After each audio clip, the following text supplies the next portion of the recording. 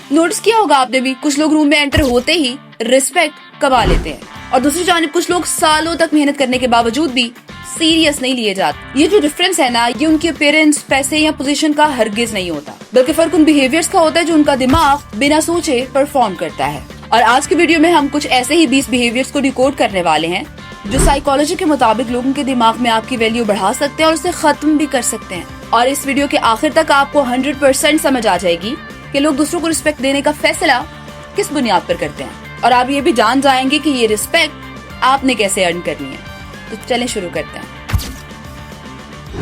Respect yourself first. लोग आपको उतनी रिस्पेक्ट नहीं देते जितनी आप डिजर्व करते हैं, बल्कि वो आपको उतनी रिस्पेक्ट देते हैं जितनी आप अलाउ करते हैं। लॉजिक बहुत सिंपल है। The way you treat yourself teaches people how to treat you. जब आप अपनी वैल्यूज, अपनी डिग्निटी और अपने वक्त पर कॉम्प्रोमाइज करते हैं ना, तो फिर लोग भी उन्हीं स्टैंडर्ड्स को फॉलो करना शुरू कर देते हैं।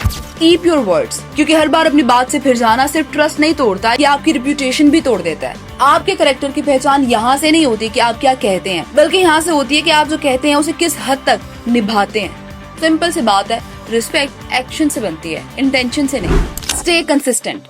एक दिन बहुत मेहनत, 3 दिन गायब, फिर एक दिन मोटिवेशन और अगले हफ्ते कुछ भी नहीं। ऐसे लोग जो होते हैं ना, ये कभी भी रिलायबल नहीं लगते हैं। एक दिन के लिए मोटिवेट हो जाना किसी को इम्प्रेस तो कर सकता है, मगर रोज थोड़ा थोड़ा डिसिप्लिन रहना ही असल रिस्पेक्ट गेन करता है। Become competent. कॉन्फिडेंट होना बहुत जरूरी है, मगर यही काफी नहीं होता। असल रिस्पेक्ट उसको मिलती है जिसके पास स्किल हो और वो मुश्किल वक्त में प्रॉब्लम को सॉल्व कर सके। जब लोग आंसर्स के लिए आपकी तरफ देखना शुरू कर देना, समझ जाएं आप रिस्पेक्ट अर्न करना शुरू कर चुके हैं। Let results speak.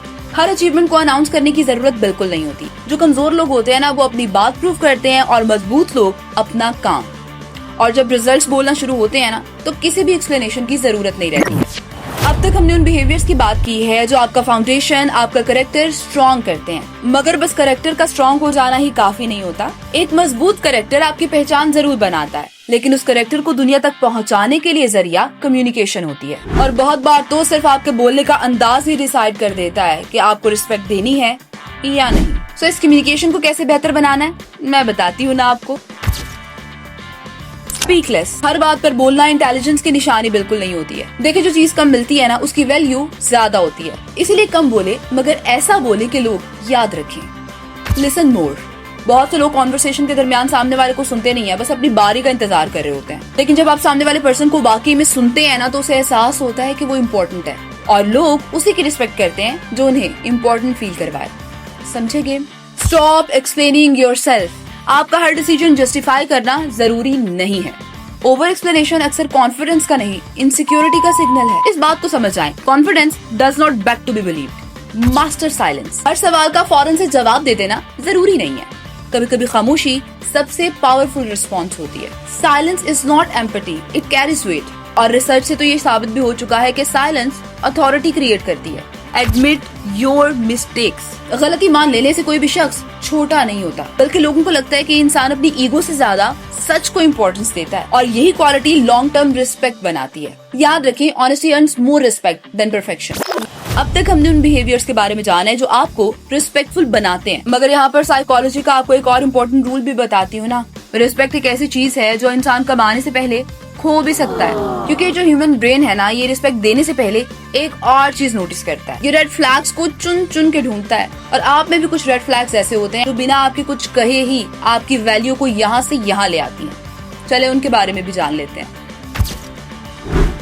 Stop people pleasing. हर किसी को खुश रखने के चक्कर में आखिर में सामने वाले की नजरों में आपकी वैल्यू कम हो जाती है, ये बढ़ती नहीं है। साइकोलॉजी कहती है कि लोग उस चीज की कदर ज्यादा करते हैं जो हर वक्त अवेलेबल ना हो। So if you are available for everyone, you are valuable to no one. Don't gossip. जब आप किसी तीसरे शख्स की बुराई करते हैं ना, तो लोग सिर्फ उसके बारे में बात नहीं सुनते, बल्कि वो आपका करेक्टर भी जज कर रहे होते हैं। तभी तो कहा जाता है, great mind discuss ideas, average minds discuss events and small minds discuss people. तो आपने छोटे दिमाग वाला काम नहीं करना। Stop seeking approvals. हर फैसले से पहले सामने वाले की परमिशन लेना आपके कॉन्फिडेंस को कमजोर दिखाता है। जिन लोगों को खुद पर यकीन होता है ना, उन्हें हर किसी की तस्दीक की जरूरत नहीं होती। समझे इस चीज को। The more approval you chase, the less respect you receive. Control your emotions. हर बात पर गुस्सा, हर बात पर रिएक्शन, ये स्ट्रेंथ नहीं है, बल्कि इमोशनल कंट्रोल की कमी है। अकॉर्डिंग टू साइकोलॉजी, जो शख्स अपने इमोशंस को कंट्रोल कर लेता है ना, वो किसी भी सिचुएशन को कंट्रोल कर सकता है। Stop having weak boundaries. हर रिक्वेस्ट पर यस कहना, हर वक्त अवेलेबल रहना, ये आपको काइंड शो नहीं करवाता है, बल्कि ये आपकी वीक बाउंड्रीज की निशानी है। लोग आपके सेक्रीफाइसेस की इज्जत नहीं करते हैं, बल्कि वो आपकी लिमिट्स, आपकी बाउंड्रीज की रिस्पेक्ट ज्यादा करते हैं, अगर आप उन्हें मेंटेन करके रख सकें तो। अब तक हमने सीख लिया कि रिस्पेक्ट कैसे हासिल की जाती है, कैसे गंवाई जा सकती है, मगर एक आखिरी सवाल अभी बाकी है कि जब रिस्पेक्ट मिल जाए तो उसे हमेशा के लिए मेंटेन कर कैसे रखा जाए। तो चलिए चैप्टर 4 में उन फाइनल हैबिट्स के बारे में जान लेते हैं। Learn to say no. If you can't say no, your yes mean nothing. आपका हर बात, हर सिचुएशन में यस कह देना लोगों को ये सिग्नल देता है कि आपकी खुद की कोई प्रायोरिटीज है ही नहीं। साइकोलॉजी में भी हमें ये सिखाया जाता है कि जिस चीज की बाउंड्रीज होती है ना, उसकी वैल्यू, उसकी रिस्पेक्ट ज्यादा की जाती है। तो प्लीज समझे इस चीज को कि आपका हर नो सामने वाले की डिसरिस्पेक्ट नहीं है, बल्कि ये नो प्रोटेक्ट करता है आपकी सेल्फ रिस्पेक्ट को। Stay calm under pressure. Pressure में आपकी असली पर्सनालिटी सामने आती है, क्योंकि नॉर्मल सिचुएशन में तो कोई भी कंपोज रह सकता है, मगर रिस्पेक्ट उस इंसान को मिलती है जो मुश्किल वक्त में भी अपना लहजा और अपना रवैया नहीं बदलता। Walk away when necessary. हर बहस जीतना जरूरी नहीं होती और हर रिश्ता भी बचाना जरूरी नहीं होता। कभी कभी सबसे ज्यादा सेल्फ रिस्पेक्ट खामोशी से वहाँ से चले जाने में होती है जहाँ आपकी कदर ना की जा रही हो। Please protect your time. पैसा दोबारा कमाया जा सकता है, मगर ये जो वक्त है ना, ये कभी भी वापस नहीं आ सकता।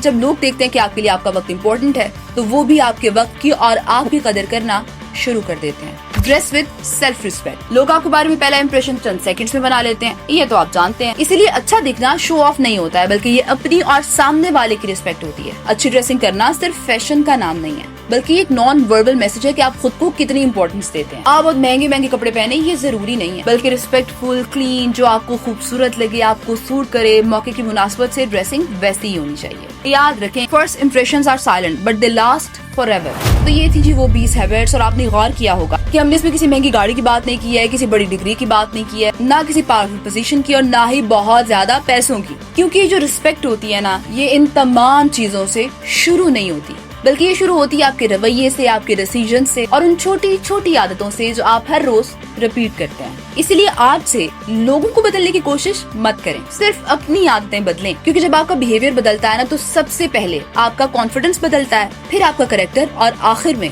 लोगों का रवैया। सो रिस्पेक्ट अर्न करें, उसे मांगे नहीं।